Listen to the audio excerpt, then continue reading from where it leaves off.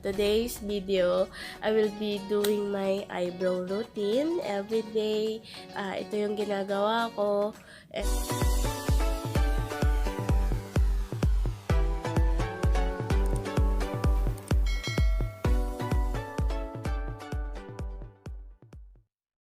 Hi! It's me again, Jingjing. Welcome back to my channel.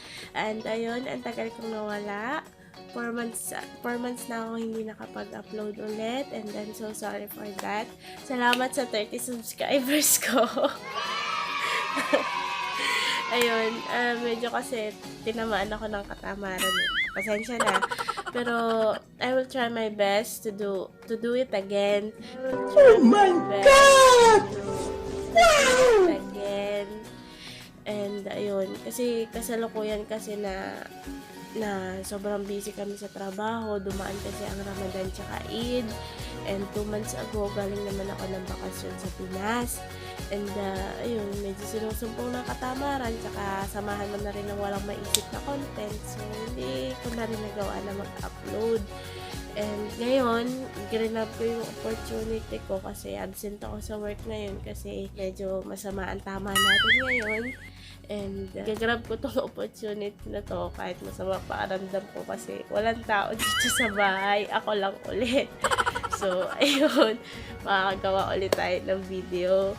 So, ang tagal ko rin hindi nakapag-upload, almost 4 months. And, ayun, salamat kasi nandito ka pa rin sa channel ko kahit hindi pa ulit ako nakapag-upload. Ayun. So, ayun na nga, today's video, I will be doing my eyebrow routine every day. Ito yung ginagawa ko.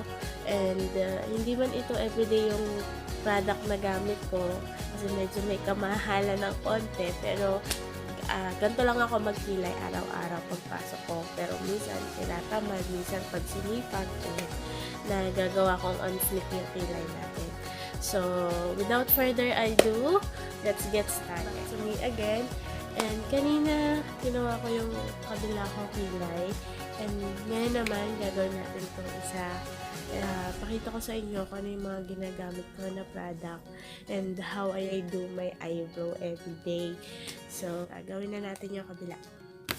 So, ang ginagamit ko pang kilay is itong Anastasia Beverly Hills. In the shade of medium brown. Mag-focus ka. Hoy. Ganun. Ayaw mo mag-focus. Ayaw mo mag-focus talaga.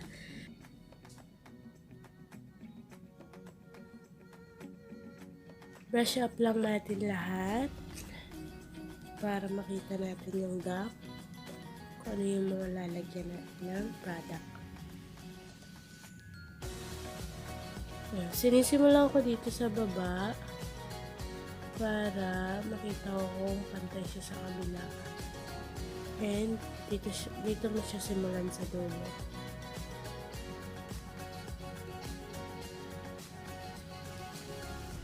Yan. Yan. Medyo makapal pero mamaya i-blend natin yan.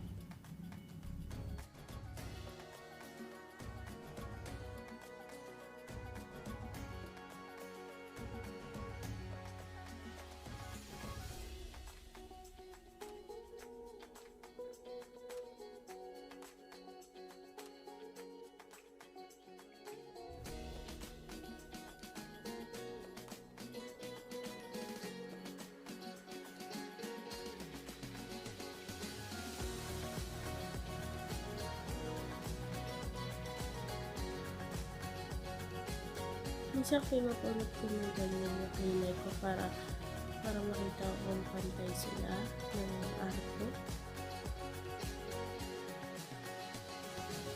Kasi sa unang tingin mo, pag tingin mo ng ganyan, makikita mo hindi pantay yung pagka-art. Ngayon, pag ginanon ko siya, ngayon, dun ko nakikita yung difference nila. Kung mataas ba to o kung mas mababa to, yung ganun. Pero so far naman okay naman siya ngayon. Ay, hindi siya okay. Kasi ito, medyo maganon.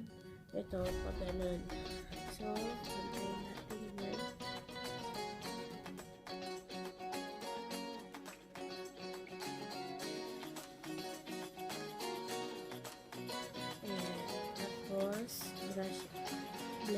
natin using this pulley ng Chelsea. Brought to by ate.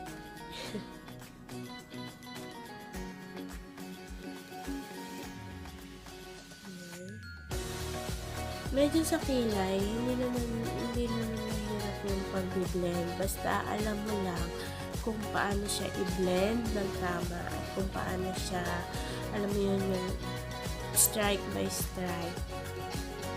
Basta, marami naman din sa inyo na marunong magkilay. So, kanya-kanya lang din yun ng technique kung paano. And simula nung nauso yung kilays on fleek, marami na sa ating mga babae ngayon ang marunong magkilay. So, hindi naman na kailangan pang sa uluhin yun. Ayan, medyo makapal ba? Kasi first dito naman is okay naman. Kasi lalagyan naman natin ng highlight line. And by the way, kaya ikinagaganda ng isang babae ang kanyang kilay kasi sa highlight niya yung dinala. I mean sa conceal, sa kung paano siya na-highlight. Kaya mas maganda ang kilay kapag na-highlight.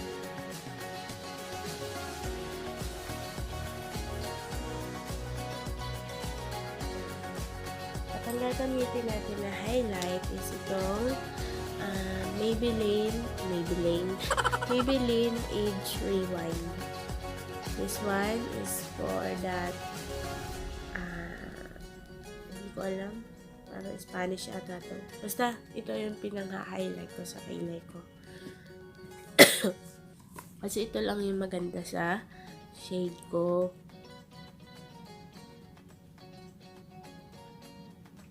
Ayan, mali pala ako. So, highlight mo siya na parang kung paano ka naglagay ng kilay mo. Meron mo din dapat siya i-highlight. Simulan mo dito sa unahan, pataas ng eyebrow.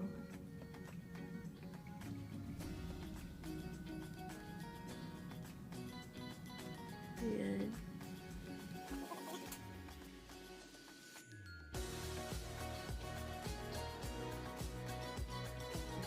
Tapos, blend mo pababa.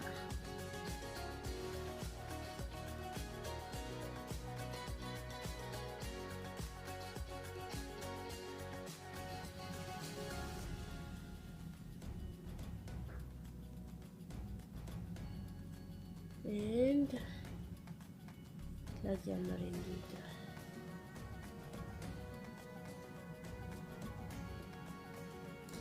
Pag maglalagay ka ng concealer dito sa taas, simulan mo dito sa gitna.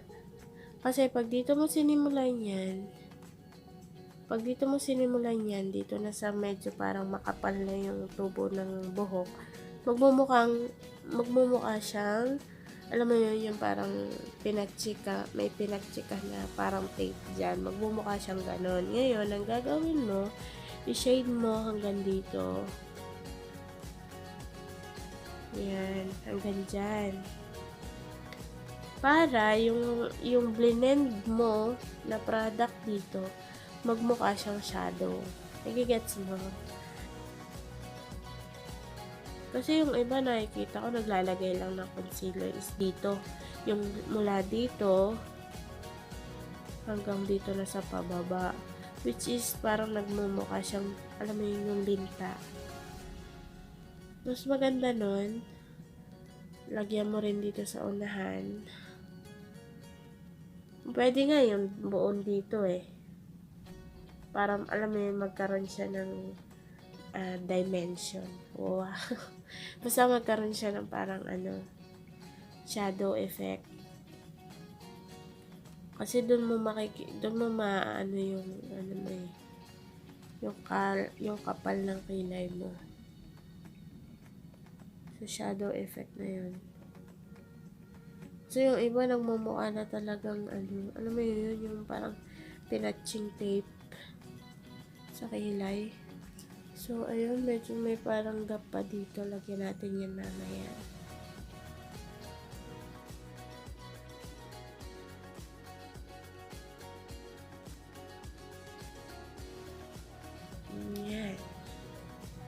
So far, good. Okay naman. Ano ba? Ayan. Ngayon, kung satisfied ka na dyan sa kapal ng kilay mo, blend mo naman ng maayos. Pero, lagyan lang natin ng konting ano dito sa dulo kasi parang nawala na eh.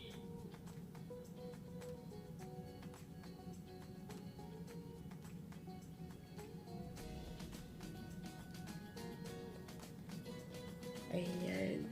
Okay na. So, blend mo pa. Para hindi siya magmukhang. Ayan. Okay naman na.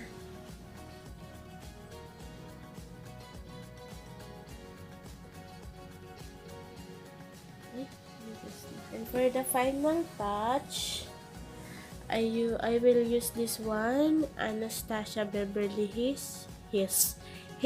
Anastasia Beverly Hills Brow Gel. The Clear Brow Gel. Ayaw niya talaga mag-focus. Pasensya na. Basta yan. Yan yung mga ginagamit ko. Pwede ka namang gumamit ng mascara na, suggestion ko na gawin mo pang gel na mascara kung wala kang, pang gel brow kung wala ka nitong clear is yung mga mascara na yung alam mo yun, yung mga itatapon na yung halos wala nang natitira doon sa mascara. Huwag mo itapon, besh. Gamitin mo yon as a brow gel kasi kahit pa paano nakakadagdag pa naman yun. Nakakadagdag silbi pa naman yung itatapon mo na eyebrow. Kasi dati nung wala na ako mga gamit, wala akong ginagamit na pang eyebrow, pang mascara para sa kilay ko. Yun, yung mga itatapon ko ng mascara, hindi ko tinatapon basta-basta. Ginagamit ko muna siya sa kilay para gamit na gamit yung product. Hindi ka lugi. So, natapos na natin yung eyebrow natin. Maraming salamat sa panonood mo and sana may natutunan ka kahit paano. Medyo hindi ganun ka-detalyado yung mga tinuturo ko pero salamat pa rin kasi pinanood mo pa rin tong video na to and see you next time. I will be doing my next vlog maybe this week or next week. Basta, dyan ka lang and try ko yung makakaya ko para nang sa ganun is matuwa naman kayo sa akin kahit paano. So, ayun, natapos na natin yung kilay natin. And thank you for watching. Bye!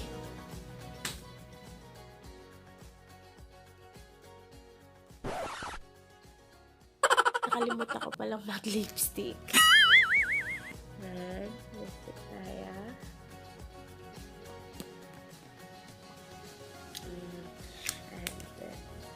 Ito, my happy soul.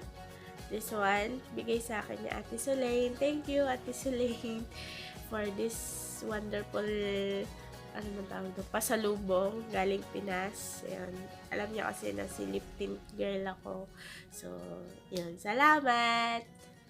Maganda to, guys. Bili kayo sa Pinas. Yung mga nasa Pinas dyan, bili kayo nito ang Happy Soul. Kasi maganda siya. Sobrang pigmented niya. Yung kahit na konti.